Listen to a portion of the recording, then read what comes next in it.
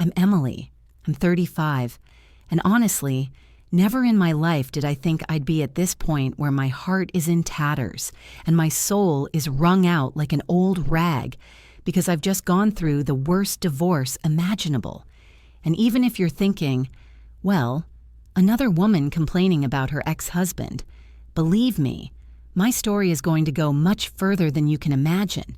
And before any hope can break through all this darkness, it's going to get worse. Much worse.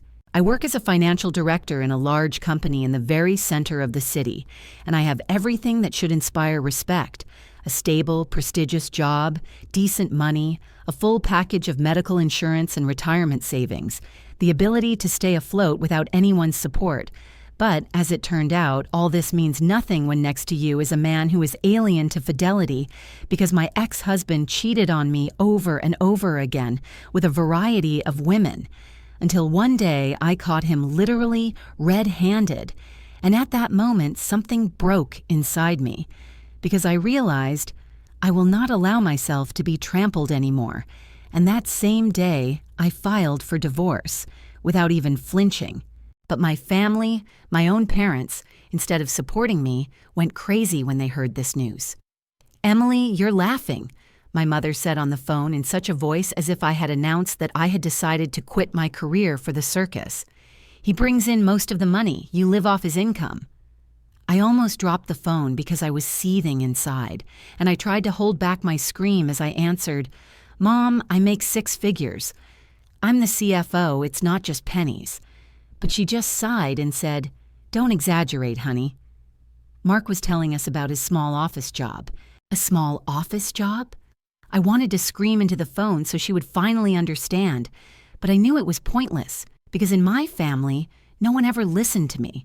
Not when I was a teenager, and especially not now. Since childhood, all the attention, all the love, all the understanding went to my little sister Emma, the golden child, as I used to call her in my head, although she herself probably didn't think about the mark that attitude left. I distinctly remember how I was 15 and she was only 7, and she, waving a glass, dropped juice on my laptop, completely killing it. I cried because it was the only tool I had to study with, but my parents bought her a brand new tablet that same day, comforting her like she was a victim. And when I asked, in tears, what would happen to my laptop, my dad said I should have been more careful and not left it on the table. When Emma got her driver's license, she got a shiny new Honda, and I remember her bragging about it to her friends. And 3 years ago, when I needed a car, they just shoved the keys to my dad's old, barely alive truck that was more parked than driven. Emma got into a decent college despite mediocre grades, and my parents threw her a huge party, paying for everything. And when I got into a much more prestigious school on a partial scholarship, they just nodded and said, "Well, that's good. You'll figure out how to pay for the rest yourself." So yes, their favoritism was never a secret, and I got used to living with it, but it hit me especially hard during the divorce. The court ruled that I got the apartment and Mark got our country house, which we bought together, and it was fair because I paid more for the apartment, although Mark always liked to pretend that everything was held together by his pocket. But then my parents made a scene. "How could you give him the house?" my mother screamed. "We love to go there on weekends, and now we can't." They always went there at his invitation, sat with him on the terrace, sipped wine and praised him, while I was breaking down at home after yet another argument. "Now we can't go there anymore," my father complained, as if it were some kind of family shrine. "Thank you, Emily," I suggested. "You can come to my apartment. It's spacious, cozy. I'll always be glad to see you." But my mother just snorted, "It's not the same thing. There's a swimming pool and a garden in the house, and your apartment is just an apartment." These words pierced me like needles, and for 2 months after the divorce, I wasn't even invited to family dinners. Instead, I looked at the Instagram photos Emma posted of her and Mom and Dad at the holiday table, all smiles, all warm, with the caption, "Family Dinner." But I wasn't there. And when, 2 months later, I finally found myself at that very table, Mom, passing me a bowl of mashed potatoes, took the chance to poke me in the most painful place. Emma asked about your divorce. Now she's wondering if it's worth getting married at all after what you did." I stared at her, gritting my teeth, and hissed, "What did I do? Maybe you mean what Mark did?" "You're setting a bad example for your sister," Mom said, and her voice rang with such a loud condemnation that my insides went cold, as if I were that 15-year-old girl again, always being blamed for everything that happened in the family. "She's only 27. She doesn't need to see you ruin a beautiful marriage," she continued, pouring sauce onto the plates, and I just sat there and tried not to burst into tears right there at the table. Emma, as always, was there and silent, but her smirk said more than any words. She clearly enjoyed watching me being put down, being put in my place, because she always enjoyed it when I got into trouble, when I was bad in their eyes, and she was shining, flawless, loved. So I found myself in the position of a divorced woman who is financially secure, has a decent job, a place to live, and is stable, but at the same time emotionally exhausted and worn out. And what's most painful, my parents saw me as almost a monster for deciding to leave a husband who had betrayed me for years and torn my heart to pieces. The whole situation seemed so absurd and crazy that sometimes I caught myself thinking, is this really my life? Is all this really happening to me? But you know what? At some point, I felt that despite all this shit, I was starting to look at my future differently. Yes, I was divorced. Yes, my parents made me guilty, but I had my own roof over my head, albeit an apartment that they called just an apartment. I had a job where I was appreciated and where I was damn good. I had friends who truly loved me for who I was and never tried to make me feel worthless. The apartment was cozy. I furnished it the way I wanted, without looking back at Mark's constant complaints and nagging. And for the first time in many years, I felt like I was breathing freely. The most amazing thing was that along with the pain of the divorce came the freedom to make any decisions I wanted and know that no one would undermine me or betray me behind my back anymore. My friends were incredible. Sarah, my college roommate and now close friend, would take me out to a bar or coffee shop every Friday so I wouldn't sit alone and dwell on my problems. My coworkers weren't alone either. They invited me to parties, arranged get-togethers after work, and I felt like I had support in places I least expected it. People who weren't related to me by blood turned out to be the ones who genuinely cared about me, and that was more valuable than ever. So as time went on, I gradually got used to my new life, and then my 36th birthday crept up on me. I had decided in advance that this year would be different, that I would take control, so I called my parents 2 months in advance. "Mom, I'm having a birthday party at my place." "Don't plan anything for that day. Just come to my place," I said. Yeah, we remember," she muttered, and there was no joy in her voice, and then she immediately hung up, leaving me with this dry answer. But I didn't let myself get upset and threw myself into preparations. I ordered catering from a fancy restaurant in the city center that knew a lot about gourmet snacks and wine, called my closest friends, invited colleagues with whom I had a really warm relationship, and decided that I would do everything in advance so that on the day of the celebration there would be no surprises or drama. At the same time, I decided to do something I had long dreamed of. I called Dave, my old friend, a realtor, the one who once helped me and Mark buy this apartment. "Dave, I have some savings and I'm thinking about a house in the country. With a mortgage, of course, but I have a good down payment," I said, my voice shaking with excitement. "That's amazing, Emily." "What are you looking for?" He perked up. I smiled even though he couldn't see it. "Something nice and cozy, something that would be a real birthday present to myself." Dave was so excited about the idea that he promised to show me a few options. A couple of weeks later, he sent me a selection of houses, and I spent the entire weekend driving around, going inside, listening to my feelings. And when we got to the third house, I knew. This is it. A beautiful lot, a great location, bright rooms that seemed to be waiting just for me. We closed the deal just a week before my birthday, and I was so happy I could hardly contain it. But the best part was that I didn't tell any of my family. I wanted to surprise them right at the party, to show that not only did I do it, but I took a step forward, a step that I decided to take on my own. And then my birthday came. This time, I was really excited. The catering looked divine. The apartment sparkled with cleanliness and warmth. I decorated it the way I dreamed, and my heart was pounding with anticipation, because I couldn't wait to tell everyone about my new home. I sat at my elegant table covered with a snow-white tablecloth, and all the time, between conversations and toasts, I reached for my phone, checking the photos that Dave had sent me earlier in the day. Pictures of those houses that I looked at, as if I wanted to make sure again and again that all this was real, that I had something of my own, special, and that a new chapter awaited me. Around 6 in the evening, friends began to arrive. Dave appeared first with his eternally cheerful smile and a story about a client who almost bought a house with mold in the basement. Sarah, as promised, brought a couple of bottles of wine and, laughing, said that now the party was definitely a success. Colleagues came with flowers, and suddenly I felt like I was surrounded by people who actually cared. Everyone was in a great mood, laughter mixed with music, plates filled with delicious food. But as it got closer to 7:30, this sticky lump inside me became heavier because my parents and Emma were still missing. You know that feeling when you're almost certain that your family will let you down again, that they'll hurt you in a way that only they can, and yet you cling to the stupid hope that this time it will be different? That's exactly how I felt. "Where is your family?" Sarah asked quietly, looking around, and her gaze lingered on the empty chairs against the wall. "They'll be here," I managed to say, although anxiety was growing inside me.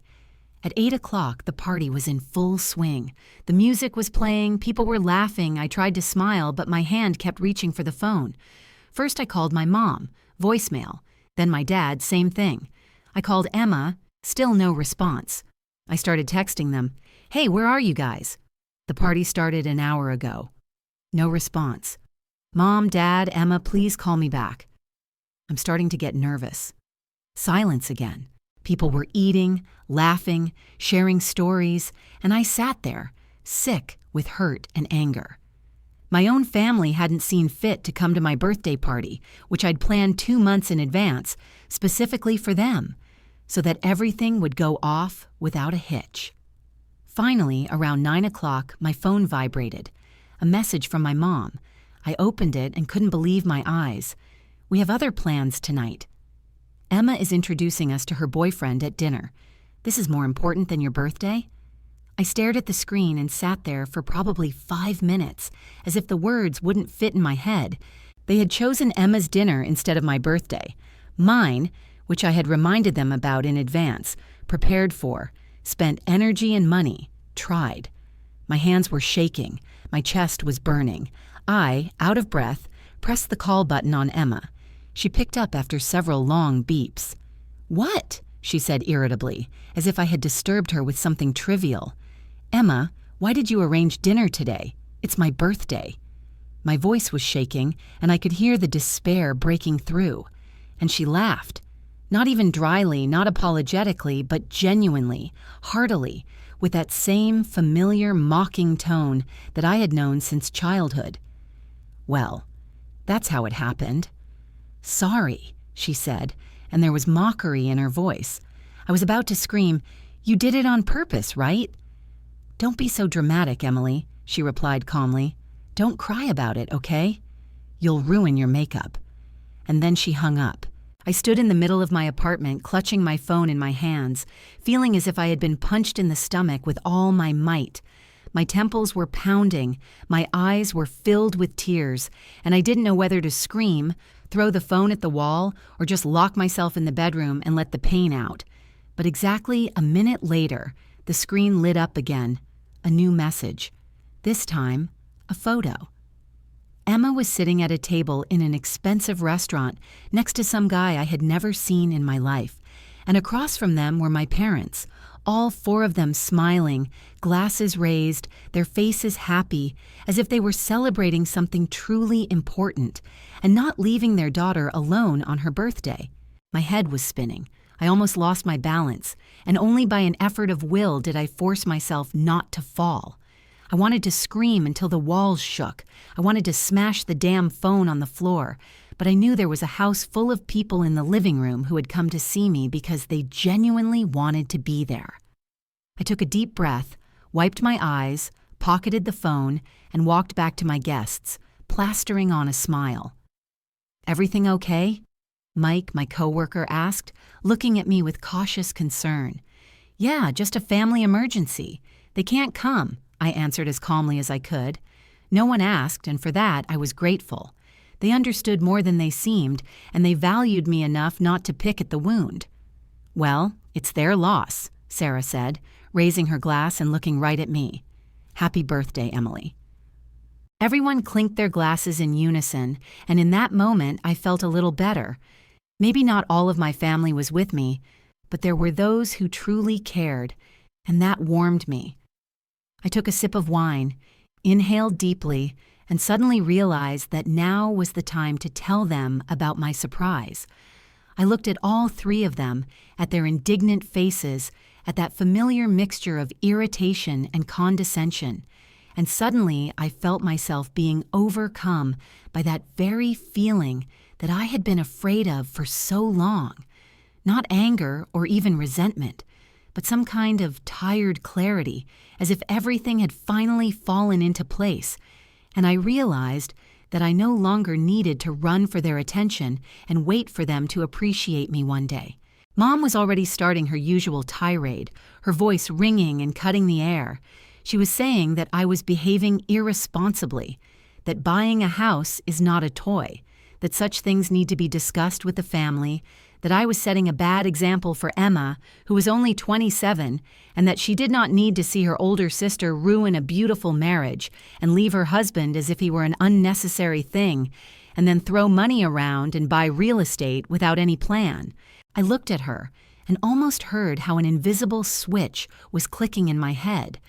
After all, every word she said was not about me, but about the picture she had painted for herself, in which I would always remain a problem daughter, an eternal burden, a woman who supposedly does not know how to keep a family together, although in fact I was just tired of living with a man who betrayed and humiliated me, and I had enough courage to leave.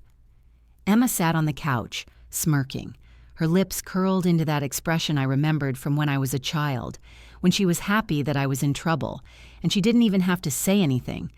I could see in her eyes that she was enjoying everything that was happening, and that burned me more than my mother's words or my father's shout.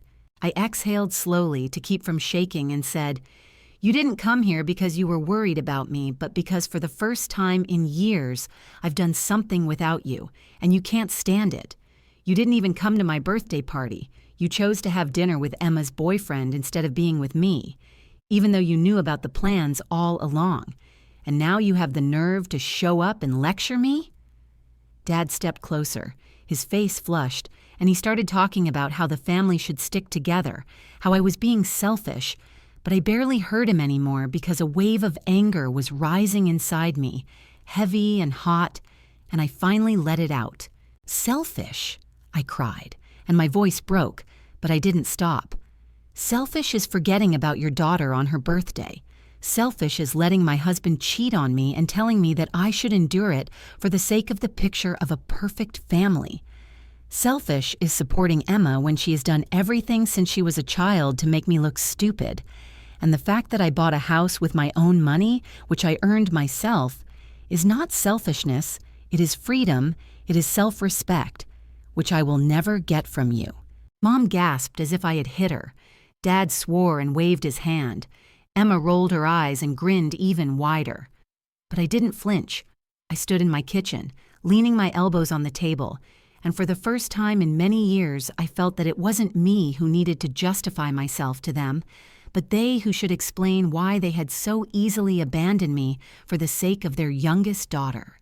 And at that moment I even felt a little easier, as if the burden that I had been carrying inside me for years had finally found a way out, and I saw them as they were, strangers in my apartment, strangers in my life, people for whom it had always been easier to love my sister than me. I stared at my phone, which was vibrating and glowing with another incoming call, and I was both seething with rage and some kind of nasty feeling was rising inside me, as if I had been thrust into the role of ungrateful daughter and evil sister again, even though I had only decided for the first time in many years to take care of myself and not let others take away from me what I had honestly earned. I remembered how a few days ago when they stood in my apartment and demanded that I give the house to Emma, something inside me had snapped. But now, when the voices of my aunt, uncle, cousin, and other relatives poured into my phone, each of whom was trying to convince me that I was obliged to sacrifice my interests for the sake of my spoiled sister, a real fire was flaring up inside me, and I understood that they were all in the same boat, that they had always been in the same boat, and I had sailed my whole life alone, trying to prove to them that I was worthy too. Aunt Susan, in her sickly sweet voice, drawled, "Emily, honey, you're overreacting. Think of Emma, she's so young, she needs support." I almost laughed because I wanted to ask where the hell my support had been when I'd discovered my husband was cheating on me, when I'd been lying on the kitchen floor at night, not knowing how to pick myself up, when I'd been carrying a job on my own for months to prove I could stand on my own 2 feet. But I didn't even waste words. I just ended the call, and that feeling, sweet and sharp as a swig of cheap whiskey, let me know I was finally starting to set boundaries. A couple of hours later, Uncle Bob called, always lecturing from the heights of his beer belly and old wisdom. "Emily, your mother says you're not going to share the house with your sister. Well, that's not like you at all. You've always been a generous girl." I gritted my teeth and remembered how many years it was my generosity that allowed them to use me as a backup when Emma was capricious or fell into another drama. Generous means convenient, means reliable. And I hung up without even saying a word, because I was sick of his voice and the fact that he dared to dictate to me how I should manage my life. And then came Cousin Jennifer, always meddling in other people's business under the pretext of family involvement. She started singing, "Emma's getting married, you have to help her, it's such a big step, don't be stubborn, you know." I sat in the kitchen, clutching a mug of cold coffee, listening to her twittering and feeling my hands shaking, not from fear, but from anger, from the fact that my entire family seemed to have conspired to squeeze everything they needed out of me, and at the same time, they didn't even try to hide their contempt for my own desires. I hung up again, and this time I left the phone on the table, turning off the sound, because I knew that if I kept listening, I would lose my temper and start screaming so loudly that the neighbors would have to call the police. I sat in silence, the only sounds in the air being the ticking of the clock and the faint hum of the refrigerator, and I knew that they had declared a real war on me now, that they would not stop until they convinced me that I had to sacrifice myself for Emma. But inside me, for the first time in years, there was a decision as hard as stone. I would not give in. I would not give them back control.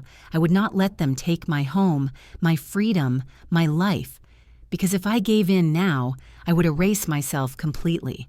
And all that would remain of Emily was an empty shell that would carry out other people's orders for the rest of her life.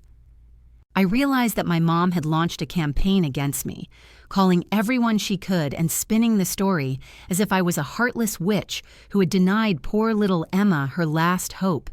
And it made me burn inside because I saw how cleverly she could play the victim, making me look like a monster. And the calls didn't stop for days, each new voice on the phone telling me how wrong I had been, how I should give in for the sake of the family, and I was shaking with anger. But the worst thing was what Emma did on social media. She posted a photo of herself in tears, with red eyes, lips pursed, hair disheveled as if she had just crawled out of hell, and under this fake performance was the caption, "When your own sister refuses to help you just because she envies your happiness, because she is a divorcee herself, and can't stand that I am getting married." The comments poured one after another like a bucket of dirt on my head. People wrote that I was selfish, that I was heartless, that I was a disgrace to the family. Even some distant acquaintances whose faces I did not really remember climbed with accusations and insults, and I sat in front of the screen, feeling how my legs were buckling, but decided to remain silent, because there was no point in responding to all this poison. They had already chosen who to believe in, and no one was going to listen to me. 2 weeks passed after that nightmarish scene in my apartment, and I decided that I had enough of hiding. I needed to show that I was alive, that I had a life in which everything was going as usual, and I arranged a housewarming party in my new house, my house, bought with my money and my labor. I invited all those who were really there, those who came to my birthday and did not judge me, friends, colleagues, several relatives who did not succumb to my mother's manipulation. The week before the holiday, I ran around like crazy, dragged furniture, chose curtains, pillows, paintings, every little thing, so that the house would look exactly the way I had always dreamed. And when everything was ready, I looked around and barely held back tears. It was beautiful, it was real, and it was only mine. The party was scheduled for Saturday, and I ordered catering. There were enough drinks to get half the city drunk. Music, candles, food, laughter, and by 2 o'clock in the afternoon the guests began to arrive. They came into the house, looked around with admiration, touched the furniture, praised the color of the walls, said how proud they were of me, how I deserved all this after all the difficulties. I felt good. I felt supported. I felt that it was not in vain that I crossed out of my life those who only know how to demand. And then, closer to 4 o'clock, when everyone had already gone to their rooms, discussing, joking, someone was dancing, there was a knock on the door, so confident that my heart immediately sank, and when I opened it, my parents were standing there, with faces as if they had come to congratulate me and not to finish me off. "Surprise," my mother sang in her strained voice, and without waiting to be invited, she walked past me, pulled my father along with her, and there they were, in the house, as if nothing had happened, as if we hadn't been yelling at each other a couple of weeks ago. My mother raised her hands and announced loudly, "Hi, everyone." I'm Emily's mother, and the guests looked at each other because they all knew that they hadn't even deigned to come to my birthday party. She walked around the room, smiling, shaking hands, playing the role of a loving mother, and I stood there, gritting my teeth, feeling a cold sweat break out on me. And then she walked to the center of the room, looked up and said, "I'm so proud of Emily, and I'm sure she'll let my father and me move into this wonderful house because we decided to give ours to Emma for her wedding." The room instantly fell silent. The sounds of laughter and conversation stopped. Everyone froze, staring at her, and then at me. I paused, held it, smiled, and said loudly, "Actually, no. You are not moving into my house." Mom's face lengthened, her eyes filled with anger, but she still tried to maintain the appearance of decency. "Emily, can we discuss this quietly without witnesses?" "No, we can't," I answered, went to the door and opened it wide. "Leave now." Dad stepped forward, his face twisted. "I'm not going anywhere." "This is ridiculous." "Then I'm calling the police," I said calmly, took out my phone and dialed the number. And only then did they waver, turn around, start to get ready. Mom hissed something under her breath, and Dad, already leaving, shouted, "You are an ungrateful daughter." I slammed the door, turned around, and all the guests were looking at me, some with surprise, some with admiration, and I said, "Sorry, guys. Let's keep the party going." And we did. My friends rallied around me, told me I was great, that I had finally set a boundary, and the rest of the day went the way it was supposed to, with music, with laughter, and with the feeling that I had my family, the one I chose. 6 months have passed since that shameful housewarming, and since then there has been a deathly silence between me and my family. Not a single call, not a single message, not the slightest attempt to talk. And frankly, these have been the calmest, most peaceful 6 months in my entire adult life, as if someone pulled a nail out of my chest that had been holding me down all this time. And for the first time, I could breathe deeply without expecting another reproach or hysteria. I knew that Emma had already managed to jump out and get married because the photos of the wedding, of course, popped up on social networks, all this tinsel with white tablecloths, expensive flowers, and fake smiles. And it all looked, of course, expensive and glossy. But I, of course, was not invited there, although to be honest, I still would not have gone, even if this stupid invitation had ended up in my mailbox by mistake. After that, I cleared all their accounts from my friends, deleted them, blocked them, so that I would never see those saccharine posts about a happy family again, where every frame is a lie and every caption is manipulation, and I felt that I was becoming lighter when I freed my space from their sticky shadow. Gossip, of course, still leaked out. People love to discuss other people's dramas, especially such loud ones. And that's how I found out that Emma and her husband Derek were renting some holy one-room apartment on the other side of town.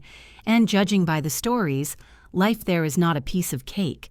Cousin Jennifer called me a couple of months ago and, of course, couldn't resist trying to poke me in the guilt again, saying in a plaintive voice, "They would have huddled much better together in your country house if you'd just let me." And I didn't even let her finish.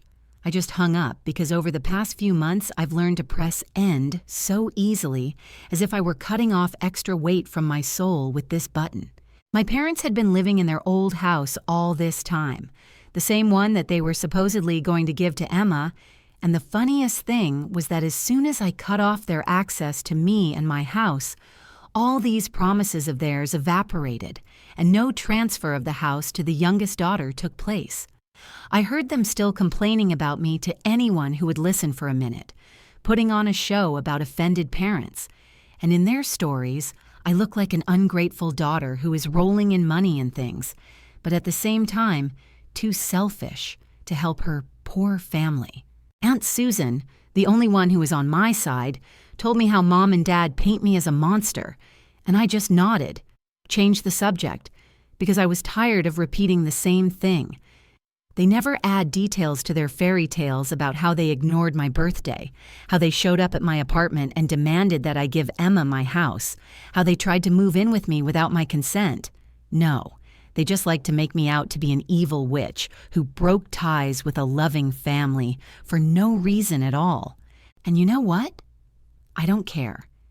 For the first time in my life, I felt like I could live without this eternal tangle of drama, and my life has become much better. I adore my country house. I go there every weekend. Sometimes I invite friends. Sometimes I just enjoy the silence, listen to the wind touching the branches of the trees, or look at the surface of the pool, which I made exactly the way I wanted since childhood. I now have a vegetable garden where I plant my own herbs and vegetables, and this gives me some real, simple pleasure. And I got a dog, a golden retriever named Charlie, the most loyal and affectionate friend in the world, who greets me, jumping and wagging his tail as if I were the most important person on earth. And every time I look at him, I think that maybe this is how true love should look like. At work, everything also went uphill. I got the promotion that my boss had been hinting at for months, and my salary increased even more. And, it's funny, but as soon as the constant stress and the screams in my head from my family left my life, I suddenly started working better, more productively. I had more ideas, more energy, and perhaps this is proof that a toxic environment kills us slowly and imperceptibly. And I've been dating a man for 3 months now. His name is Tom. He's an architect. He has smart hands, a calm voice, and a clear look. And for the first time in a long time, I feel like I'm with a truly decent person. When I told him my whole story with my family, he looked at me and said, "You did the right thing by cutting them off." Boundaries are not cruelty. They are necessity. And relatives do not deserve indulgences just because they share your last name. It was so damn nice to hear it from someone who wasn't trying to sell me the same old advice about blood being thicker than water, or getting along, or trying to understand people who'd spent my entire life reminding me of my inferiority. And when Tom said something simple like, "You have the right to choose who you're with," I suddenly felt like someone had finally pulled out a rusty nail I'd been carrying around inside me for decades, and the air became lighter, and my shoulders stopped aching. Tom loves our country house. It comes alive when we're here together, and last weekend he helped me install new lighting in the kitchen, laughing and muttering to himself. And now every night when I turn on the light, the room glows with a soft, warm glow instead of a dim, oppressive flicker, and it's like a new breath of air in the house. We do everything slowly, without this crazy strain that has always been in my family, as if you need to prove to everyone at once that you are worth something. And it is pleasant to just be with him, because he does not look down on me, does not make me a girl who needs to be controlled. He sees in me a woman, an equal, an adult, who also chooses, and this is worth a lot. My friends during this time have shown themselves in such a way that sometimes it seemed to me, God, how could I have wasted my soul before on those who called themselves my blood, when my real family was right here, nearby, laughing, noisy, ready to help and support. Sarah throws parties by my pool almost every month, with laughter, loud music, popping corks, and this endless splash of water. And looking at all this, I understand. My house lives, it breathes, voices sound in it. And this is exactly what I always wanted. Coworkers come over for barbecues, and we sit under the evening sky with paper plates full of ribs and corn, and the conversations flow. I host book clubs where women debate the characters' personalities and wash it down with wine. I celebrate birthdays with cake and candles. I even threw a baby shower for a friend, and the house lit up with laughter and balloons, and I found myself thinking, this is the life I deserve. And yet sometimes, when the evening comes late and loneliness scratches at me from within, I think, maybe I should try to make peace. Maybe I shouldn't have cut it off so abruptly. But every time, one spark of memory is enough for the fire of reality to return. I see that birthday again, when they all decided at once that they had the right to dispose of my life and my house, demanding that I give it to Emma, as if I were nobody, as if my money, my job, my sleepless nights were nothing compared to their desires. I remember how my mother, with a stony face and a sweet smile, tried to announce to my friends that she was now living with me, without even bothering to ask, and how Emma shed fake tears on social networks, and then the calls from relatives rained down, one after another, demanding, pressuring, accusing me of selfishness. And then I ask myself an honest question. Why do I need such people? They never said sorry. They never admitted that they were wrong. They just expect me to swallow it all and give them what they want again. I spent 35 years building myself up to their standards, proper, responsible, hardworking, secure. And yet I was a shadow of Emma to them. Emma, who never held a job for more than a few months. Emma, who lived with her parents until she was almost 30. Emma, whose tantrums were a ticket to their indulgent smiles and gifts. Emma, who only knew how to demand. And it worked. For so long I thought I was flawed, that I didn't measure up, that I didn't have what it took to love unconditionally. But now I see clearly. It wasn't me. Never me. They don't value strength and independence. They gravitate toward the one who screams the loudest about their weakness. They were never happy that I was able to buy a house. They were angry that I had something they wanted to crush for themselves. And here I am, sitting on the patio, Charlie with his worn tennis ball, pushing it towards me with his paw, which means it's time to walk around the yard while the sunset spreads a pink glow across the sky. Tom will come over in the evening, we'll light the grill, put the fish on the fire, and let the smoke curl over the garden while we laugh and argue about which movie to choose. This is my life, quiet, calm, filled with people who truly value me, not because I can give them something, but because I am worthy of respect and warmth in my own right. I have a house I bought with my own money, a job where I am good, friends who come not for something, but because they want to be around. I don't need people who remember me only when they have a request. I don't need parents who handed out the roles of favorite and outcast and expected me to remain in the shadows forever. I have everything I need, and if I don't have it, I don't need it. And you know what? For the first time in all these years, I can say it without a tremor in my voice. I am truly, truly happy.